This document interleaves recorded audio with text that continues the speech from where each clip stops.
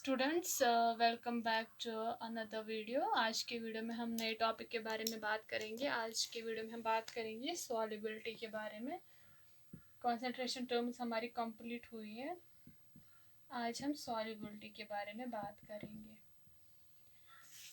Solubility है क्या? हम डिफाइन करेंगे सॉल्युबिलिटी को। पहले सॉल्युबिलिटी हम कहेंगे solubility of a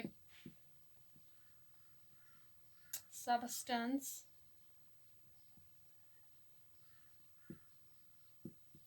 is its maximum amount that can be dissolved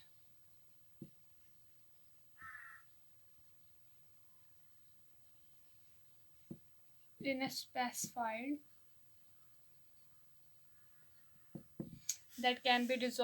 specified amount of solvent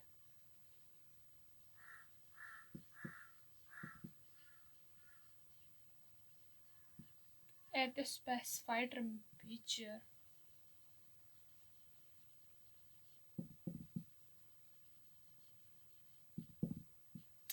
कैसे करेंगे हम सॉल्युबिलिटी को डिफाइन? सॉल्युबिलिटी को हम डिफाइन करेंगे, solubility of A substance is its maximum amount that can be dissolved in a specified amount of solvent eight a specified temperature. कितना substance, कितना solute हम एक स्पेसिफिक अमाउंट ऑफ सॉल्वेंट में dissolve करते हैं, क्या एक स्पेसिफिक टेम्परेचर पे, उसको हम क्या सॉल्युबिलिटी कहते हैं। जैसे कि आपको पता है कि मैंने ऑलरेडी आपको टाइप्स ऑफ सॉल्यूशन आपको ऑलरेडी पढ़ाया है। उसमें बेसिकली हमने क्या देखा था, 9 टाइप्स ऑफ सॉल्यूशंस थी, 9 टाइप्स। लेकिन हमें 9 टाइप्स नहीं पढ़नी है, हमें बेसिकली 2 टाइप्स से डील करनी है। इसमें ओनली 2 टाइप्स हमें डील करनी है। वो कौन कौन सी है? एक तो हमारा जो गैस प्लस लिक्विड वाला, मतलब क्या, जिसमें गैस हमारा सोल्यूट और लिक्विड सॉल्वेंट, और number second solid plus liquid. ये दो जो है, गैस प्लस लिक्विड वाला और सॉलिड प्लस लिक्विड वाला, हमें बस इन दोनों से डील करना है। हमें इनकी सॉल्युबिलिटी देखनी है, सॉल्युबिलिटी कैसे चेक करनी है, इनके फैक्टर्स कौन से इफेक्ट करते हैं, वही सब हमें पढ़ना है। हम स्टार्ट करते हैं फर्स्ट गैस वाला।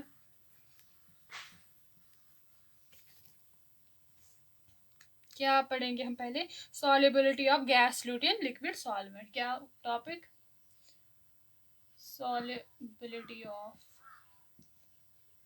gas solute in liquid solvent।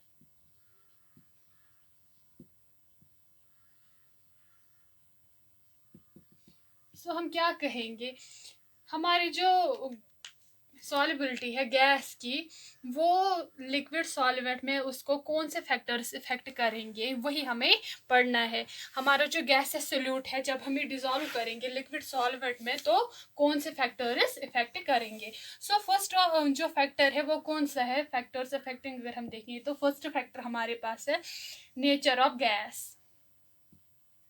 हमारे पास गैस का नेचर क्या है? नेचर ऑफ गैस में हम क्या देखेंगे? नेचर ऑफ गैस में हमारे पास है, हम सबको पता है, हमने पढ़ा हुआ है, पोलर नॉन पोलर। अगर हमारे पास पोलर गैस होगी तो ये किस में डिसॉल्व होगी? It will dissolve in polar solvent.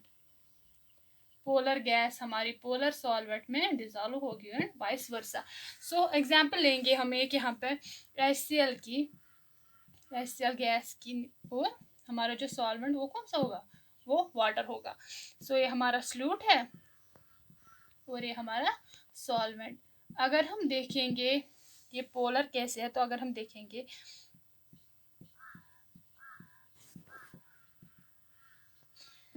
Cl की इलेक्ट्रोनेगेटिविटी ज़्यादा है, स्लाइटली नेगेटिव चार्ज, एंड इस पे पॉजिटिव चार्ज। अगर हम वाटर मॉलिक्यूल की बात करेंगे, इस पे ऑक्सीजन पे क्या स्लाइट नेगेटिव चार्ज। अगर हम देखें तो इनके बीच अट्रैक्शन होती है, तो क्या हो जाता है? ये डिसॉल्व हो जाता है। अगर इसके बजाय हम कोई और गैस लेंगे, मतलब SO2 लेंगे या N2 लेंगे, S2 लेंगे, सो हमें ऑलरेडी पता है पानी में जो O2 की कॉन्सेंट्रेशन है वो क्या है, कम ही है। उसमें उतनी ही कॉन्सेंट्रेशन है जितनी उसमें रहने वाली स्पीशीज़ के लिए क्या सफिशेंट होगी। जो इस वाटर में स्पीशीज़ होंगे, जितना उनको ऑक्सीजन चाहिए होगा उतनी ही कॉन्सेंट्रेशन होती है, ज़्यादा कॉन्सेंट्रेशन नहीं होती है। इसी तरफ N2 और H2 की। सो क्या हम कहेंगे, पोलर गैसेस ही हमारे क्या पोलर सॉल्वेंट में डिजोल्व होंगे और vice versa. So number second हमारे पास है टेम्परेचर।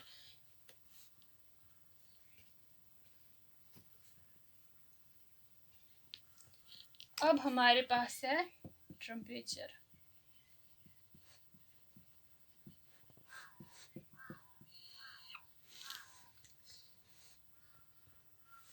अगर हम कहेंगे तो हम क्या कहेंगे, सॉल्युबिलिटी हमारी क्या होती है, decrease with increase in temperature. हम देखेंगे कैसे सॉल्युबिलिटी जो गैस की होती है वो क्या डिक्रीज होती है विथ इंक्रीज इन टेम्परेचर। हम एग्जांपल लेंगे, हमारे पास एक बीकर है, इसमें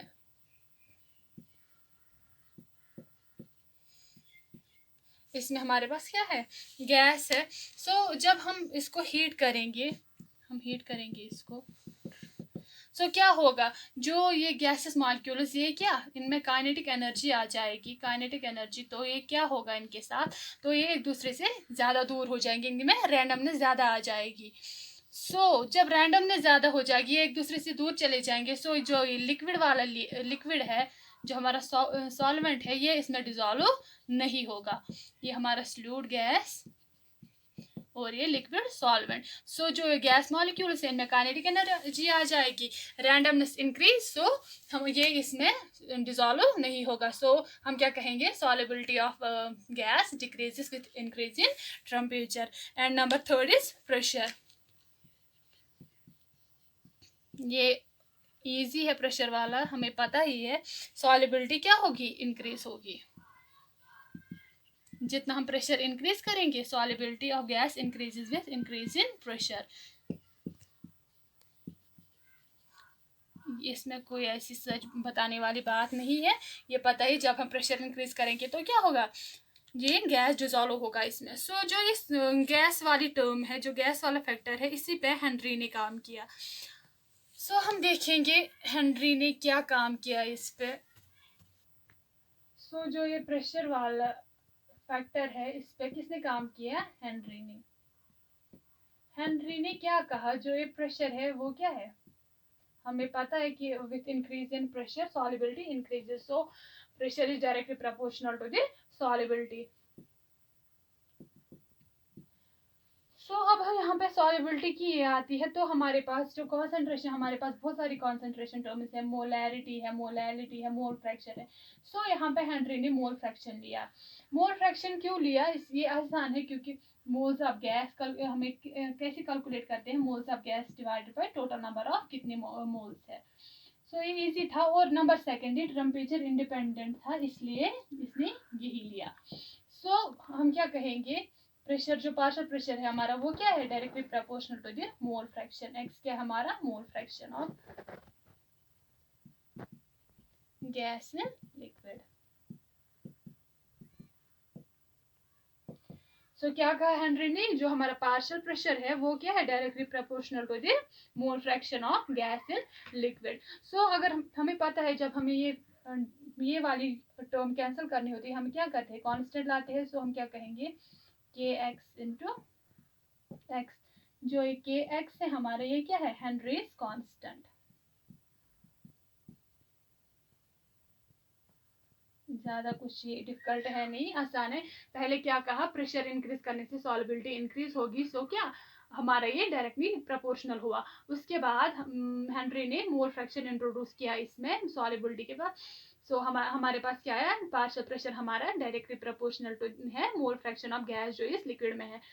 ये प्रोपोर्शनलिटी वाला ये साइन हटा के हमने क्या कांस्टेंट लगा दिया यहाँ पे, के एक्स क्या है, ये हमारा हेनरीज कांस्टेंट है। हम डिफाइन कैसे करेंगे इसको, हेनरीज लॉ कैसे डिफाइन करेंगे, हम कहेंगे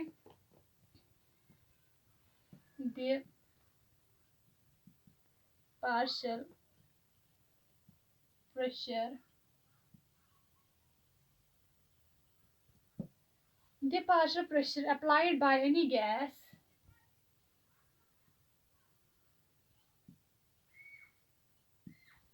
on liquid surface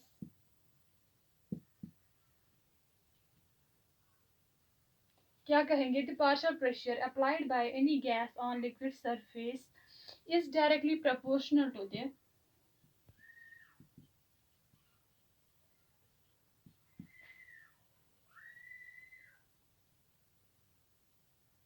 is directly proportional to the is directly proportional to its mole fraction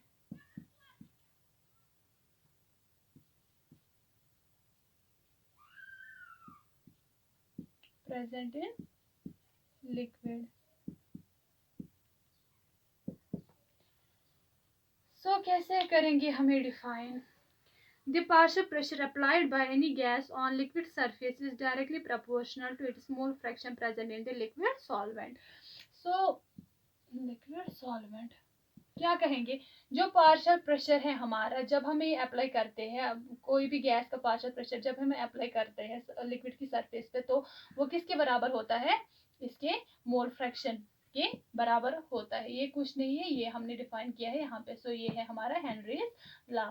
क्या पार्शियल प्रेशर हमारा किसके प्रोपोर्शनल होता है? Mole fraction. अब अगर हम देखेंगे, अगर हम प्रेशर को कांस्टेंट कर दें, जो हमारे पास ये टर्म है, ये इसको क्या कांस्टेंट कर दें, यहाँ पे प्रेशर को कांस्टेंट करके टेम्परेचर इंक्रीज करेंगे तो क्या होगा? तो हमारे पास आ जाएगा जो x होगा हमारा मोल फ्रैक्शन किसके बराबर आएगा? ये इनवर्सली प्रोपोर्शनल आएगा किसके?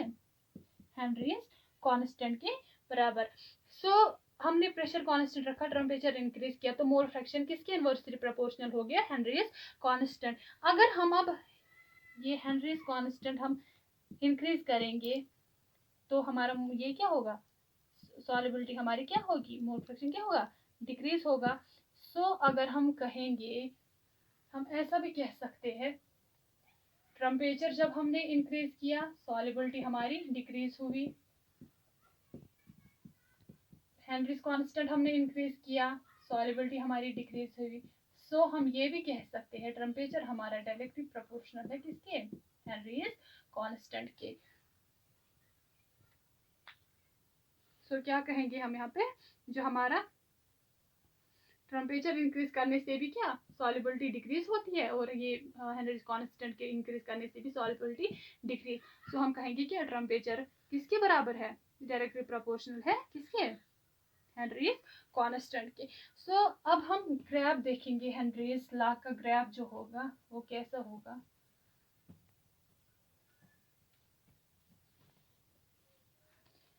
हमारे पास क्या है? Henry's law P partial pressure हमारा किसके बराबर है? Constant into mole fraction of gas. So आपको याद होगा ये हमारा किसके बराबर है? ये y is equal to M X, ऐसे ही टर्म हमारी आती है यहाँ पे. सो जब हम ग्राफ प्लॉट करेंगे इसका, अब हम प्लॉट क्या कहेंगे? हमारी जो x एक्सिस पे उस पे क्या है? पार्शियल प्रेशर हमारा है. जो हमारी x वाली एक्सिस है उस पे क्या है? मोल फ्रैक्शन हमारा. और जो ये के एक्स है स्ट्रेट है, ये क्या आएगा हमारा? ये स्लोप आएगा. सो ये हेनरीज लॉ का ग्राफ है. इजी है, कोई ऐसा सच बात नहीं है इसमें डिफिकल्ट बात. पी पार्शियल प्रेशर हमारे y एक्सिस पे, x एक्सिस पे हमारा क्या? मोल फ्रैक्शन, और के एक्स हमारा हेनरीज कांस्टेंट क्या स्लोप देता है. सो ये क्या है? ये स्ट्रेट लाइन आएगी. सो हमारे पास जो ग्राफ आएगा हेनरीज लॉ का वो ये आएगा. अब हम स्टार्ट करते हैं. एक और टर्म हमारे पास आती है इसके बाद हमारे पास है वेपर प्रेशर. Vapour pressure. सो वेपर प्रेशर है क्या? वेपर प्रेशर हम कैसे डिफाइन करेंगे? वेपर प्रेशर हम डिफाइन करेंगे, पहले हमें ये याद रखना है कि वेपर प्रेशर हम किन के लिए पढ़ते हैं? उन सबस्टेंसेस के लिए जो क्या है? Volatile in nature. उन्हीं सबस्टेंसेस के लिए वेपर प्रेशर हम डिफाइन करते हैं जो कि वोलेटाइल होंगे नेचर में. सो डिफाइन कैसे करेंगे? हम डिफाइन करेंगे the partial pressure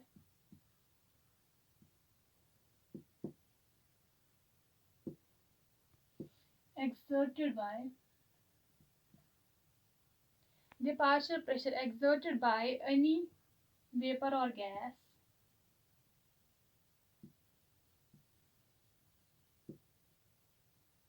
on the surface of any liquid.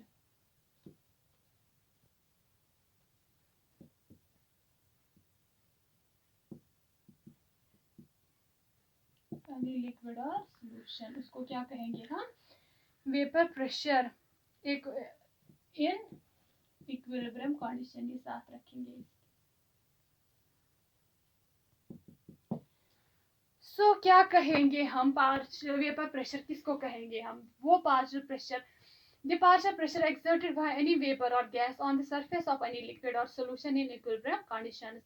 जब भी कोई गैस या वेपर प्रेशर क्या एक्सर्ट करता है किस पे? लिक्विड सरफेस पे, उसको क्या कहते हैं हम? Vapour pressure. एग्जांपल लेंगे हम, यहाँ पे हमारे पास बीकर है, ये हमारे पास लिक्विड सरफेस लेयर है,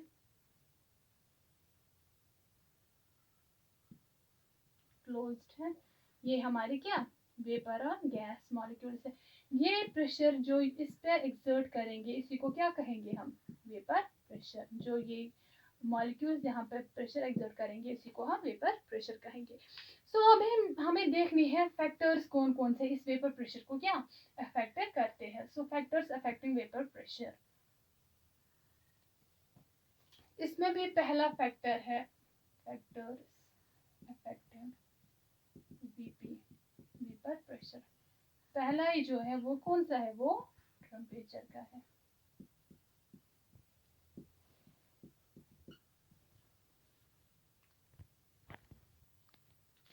सो कौन सा पहला फैक्टर है हमारा? टेम्परेचर का। सो हम अगर देखेंगे जैसे हम टेम्परेचर इंक्रीज करेंगे हमारा जो वेपर प्रेशर है वो भी इंक्रीज ही होगा। कैसे? एग्जांपल देखते हैं। हम बीकर लेंगे, ये surface of liquid, liquid surface से हमारे गैसेस और वेपर ये बंद है। जैसे ही हम हीट अप करेंगे, इसको हीट देंगे यहाँ से, तो क्या होगा? इन मॉलिक्यूल्स में काइनेटिक एनर्जी आ जाएगी। सो ये क्या करेंगे? जो ये प्रेशर इंक्रीज करेंगे इस पे क्या, अब ज्यादा प्रेशर इंक्रीज करेंगे, इस पे इंसर्ट करेंगे, प्रेशर एक्सर्ट करेंगे क्या ज्यादा। तो जैसे इनकी काइनेटिक एनर्जी इंक्रीज होगी तो ये प्रेशर भी क्या इंक्रीज करेंगे, एक्सर्ट करेंगे ज्यादा इस पर। सो जब हम टेम्परेचर इंक्रीज करेंगे वेपर प्रेशर क्या होगा? इंक्रीज होगा। सो नंबर सेकेंड है हमारे पास नेचर ऑफ लिक्विड कैसा है। हमारे पास जो लिक्विड है वो कैसा है।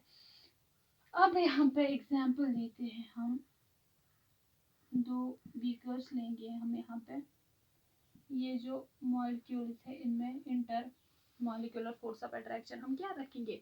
वीक रखेंगे, इनमें रखेंगे ज्यादा। सो बात ये है जब हम क्या करेंगे? हीट देंगे इनको, मतलब जो जब भी हम हीट देंगे इन जो इनकी ये इंटरमॉलिक्यूलर फोर्स ऑफ अट्रैक्शन है ये वीक है।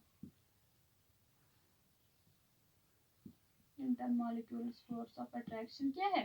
वीक है।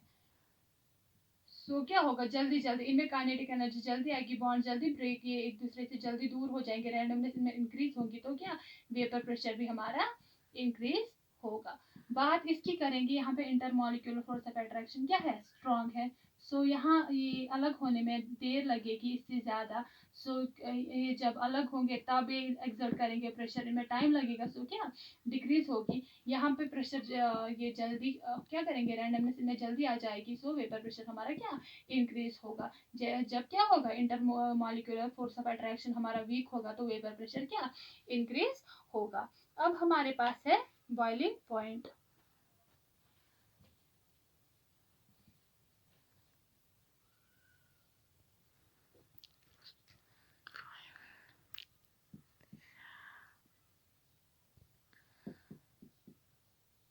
हम क्या कहेंगे? जिस भी किसी लिक्विड का ये लिक्विड का बॉइलिंग पॉइंट लो होगा वो क्या क्विकली वेपराइज होगा। सीधी सी बात है। जिसका लिक्विड ये बॉइलिंग पॉइंट लो होगा वेपराइज जल्दी हो जाएगा। जब किसी लिक्विड का ये बॉइलिंग पॉइंट जो जब हीट देंगे बॉइलिंग पॉइंट कम होगा तो जल्दी क्या वेपराइज हो जाएंगे मॉलिक्यूल्स, सो वेपर प्रेशर इंक्रीज होगा। सो ये थी बॉइलिंग पॉइंट। ये इसमें ऐसा कुछ है नहीं। तो जैसे हम लिक्विड की लो जिसमें बॉइलिंग पॉइंट होगा लिक्विड का वो कोई क्या होगा क्विकली वेपराइज होगा तो वेपर प्रेशर इंक्रीज होगा। सो अब है हमारे पास एक और प्योरिटी ऑफ लिक्विड। नंबर 4 है प्योरिटी ऑफ लिक्विड। अगर हम एग्जाम्पल लेंगे हमारे पास यहाँ पे सिर्फ क्या है लिक्विड के मॉलिक्यूल हम ए लेंगे। ये हमारे पास है। जो हमारा प्योर लिक्विड होता है उसका क्या हमेशा हायर वेपर प्रेशर होता है as compare to it is solution. So ये ए है हमारे पास। सो जब हीट होगी तो क्या ये जल्दी वेपराइज हो जाएगा। सो इसके बरक्स अगर हम इसमें बी ऐड करेंगे, बी सोल्यूशन अब ऐड करेंगे, सो ये क्या हो जाएगा जो ये मॉलिक्यूल्स ए है इनकी क्या कॉन्सेंट्रेशन कम हो जाएगी। सो ऑब्वियसली वेपर प्रेशर हमारा क्या होगा डिक्रीज होगा। सो हम क्या कहेंगे the pure liquid has pure liquid has always higher vapour pressure as compare to the solution. क्या कहा हमने जो हमारे पास प्योर लिक्विड होता है उसका वेपर प्रेशर क्या हमेशा हाई होता है as compare to it solution. जब हमारे पास एक ही टाइप के ये थे प्योर ये लिक्विड था तो क्या था हमारे पास वेपर प्रेशर हाई था। जैसे हमने सोल्यूशन प्रिपेयर किया सोल्यूशन मॉलिक्यूल्स भी इसके अंदर आ गए, सो इनकी कॉन्सेंट्रेशन क्या कम हुई, सो वेपर प्रेशर हमारा डिक्रीज हुआ। सो ये थी बात किसके बारे में वेपर प्रेशर के बारे में। अब हमारे पास हमें ये बात याद रखनी है कि हम किसके बारे में बात कर रहे हैं वोलेटाइल सब्सटेंसेस के बारे में बात कर रहे हैं जो हमारे क्या है वोलेटाइल सब्सटेंसेस। इसी पे किसने काम किया रोल्ट ने इसी पे काम किया रोल्ट्स लॉ। रोल्ट्स लॉ और हेनरीज लॉ में फर्क बस इतना ही है क्या इसमें वोलेटाइल सब्सटेंसेस है। हेनरी ने क्या कहा था partial pressure of any gas जो हम अप्लाई करते हैं उस पर वो किसके डायरेक्ट प्रोपोर्शनल है मोल फ्रैक्चर। लेकिन यहाँ पे बात किसकी है यहाँ पे बात आती है वोलेटाइल सब्सटेंसेस की। तो क्या कहा रोल्ट्स लॉ ने, रोल्ट ने कहा for any volatile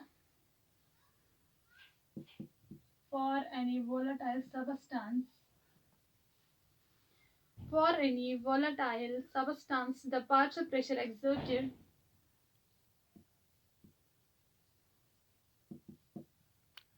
partial pressure। So क्या रोल्स लॉ ने क्या कहा for any volatile substances the partial pressure exerted by vapor or gas on the surface of liquid or solution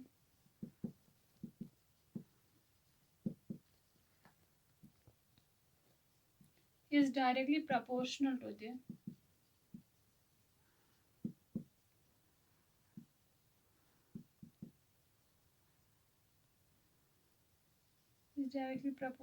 its mole fraction. जैसा कि क्या Henry's law में था same ही है, बस किसकी डिफरेंस है यहाँ पे वोलेटाइल सब्सटेंसेस है।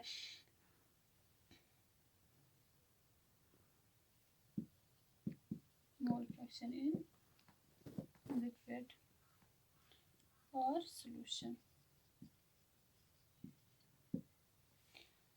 सो रोल्ट्स लॉ भी वही कह रहा है लेकिन इसमें बात किसकी हो रही है वोलेटाइल सब्सटेंसेस की है जो कि हेनरीज लॉ में नहीं थी। सो इसमें अब केसेस है रोल्ट्स लॉ में वो हम पढ़ेंगे। वो केसेस क्या है केस नंबर फर्स्ट हम देखेंगे। पहले रोल्ट ने क्या कहा किसी भी वोलेटाइल सब्सटेंसेस का जो ये वो क्या ये जो पार्शियल प्रेशर होता है जो एग्जर्ट करते हैं वेपर्स और गैस पर किस पे लिक्विड ये सरफेस पे वो डायरेक्टली प्रोपोर्शनल होता है कि इसका मोल फ्रैक्शन के बराबर जैसा कि हेनरी ने कहा था। लेकिन यहाँ पे ये बात याद रखनी है यहाँ पे बात हो रही है किसकी वोलेटाइल सब्सटेंसेस की। सो हम केस फर्स्ट लेंगे यहाँ पे, केस फर्स्ट हम लेंगे रोल्टस लॉ का। केस फर्स्ट में हम क्या करेंगे, जो वोलेटाइल सोल्यूट लेंगे प्लस वोलेटाइल सॉल्वेंट दोनों हम लेंगे। हम वोलेटाइल सोल्यूट लेंगे क्योंकि सोल्यूशन के लिए हमें यही तो चाहिए, वोलेटाइल सॉल्वेंट।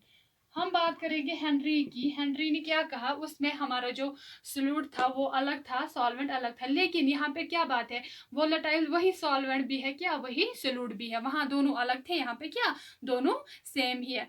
सो हम बात करेंगे, हम एग्जाम्पल लेंगे, हमारे पास 2 बीकर्स है, ये हमारी लिक्विड सरफेस, ये हमारे गैसेस मॉलिक्यूल्स।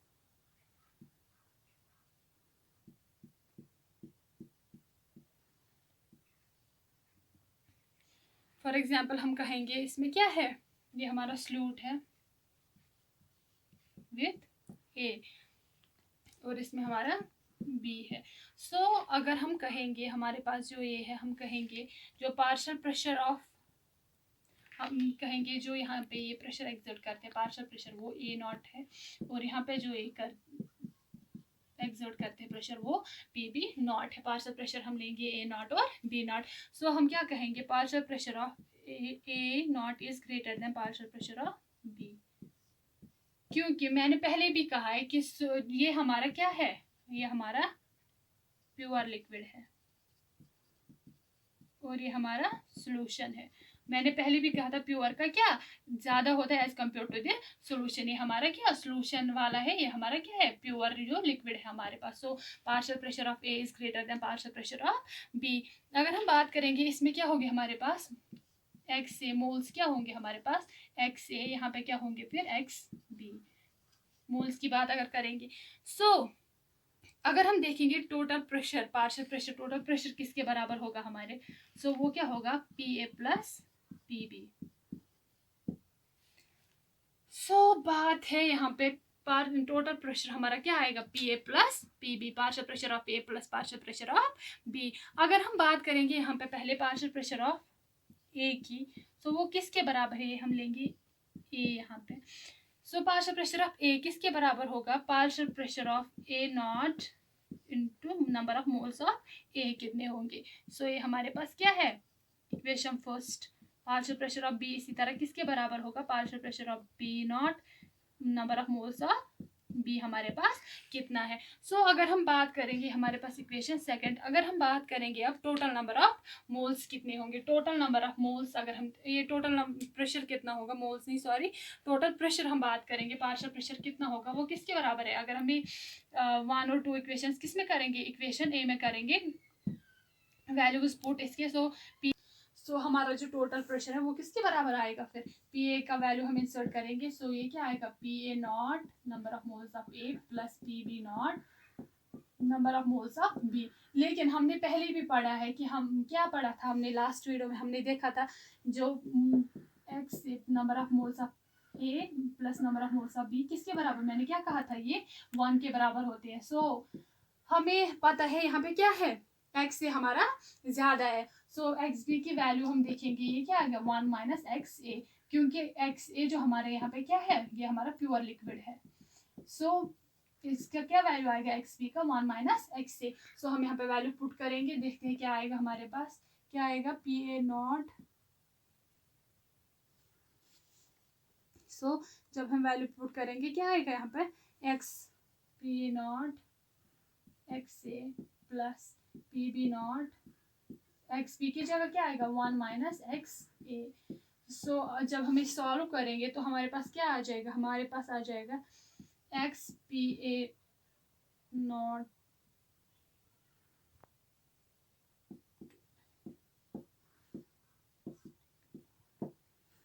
एक सेकेंड, जब हम ये सॉल्व करेंगे हम आसान करेंगे इसको, इतना टफ नहीं बनाएंगे।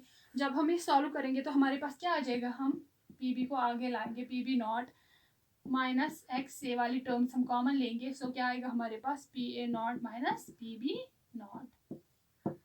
सो लास्ट में हमारे पास क्या टोटल प्रेशर किसके बराबर आता है, P B naught minus X से P A naught minus P B naught. यहाँ पे ये अगर देखेंगे हम P A naught minus P B naught, so हमारे ये किसके साथ रिलेट हो रहा है, हमारा ये इसके साथ रिलेट हो रहा है, पी ए हमारा ग्रेटर है, ग्रेटर किसके देन पी बी। सो अगर हमें यहाँ पे फिर पीबी की कॉन्सेंट्रेशन ज्यादा लेनी है इससे, तो हमें क्या यहाँ पे वैल्यू किसका निकालना है, हमें यहाँ पे फिर वैल्यू निकालना है एक्स ए का 1 माइनस एक्स बी, ज्यादा कुछ करना है नहीं। सो हमने इस इक्वेशन के हिसाब से अपनी ये सारी इक्वेशन प्रिपेयर की है। सो इसके बाद जहाँ हमें क्या लास्ट में ये मिलता है, अगर हम वो वाले ट्राई करेंगे जिसमें हम एक्स की कॉन्सेंट्रेशन ज्यादा लेंगे, इसमें हमें क्या आएगा P B naught minus P A naught. So ये डिपेंड करता है हमने कॉन्सेंट्रेशन किसकी ज्यादा ली है। सो ये आया हमारा क्या टोटल प्रेशर हमारा इसके बराबर आया। सो ये था हमारा रोल्स का केस नंबर फर्स्ट। सो आज की वीडियो में हम इतना ही पढ़ेंगे, नंबर सेकंड केस जो है हमारे नेक्स्ट वीडियो में हम कंटिन्यू करेंगे। सो आज हमने देखा क्या हेनरीज लॉ और रोल्स लॉ, डिफरेंस सिर्फ इतना है, रोल्स किसके बारे में बात कर रहे हैं, रोल्स कर रहे हैं बात किसके वोलेटाइल सब्सटेंसेस के बारे में बात, बाकी कुछ नहीं। हेनरीज लॉ और रोल्स लॉ सेम ही है, लेकिन क्या सिर्फ वोलेटाइल सब्सटेंसेस उसमें इन्वॉल्व है। सो हम ग्राफ देखेंगे आगे, इसका नंबर सेकंड केस देखेंगे, सो हम नेक्स्ट वीडियो में देखेंगे। सो तब तक आप बाकी सब वीडियोस भी रिवाइज कीजिएगा। So thanks for watching.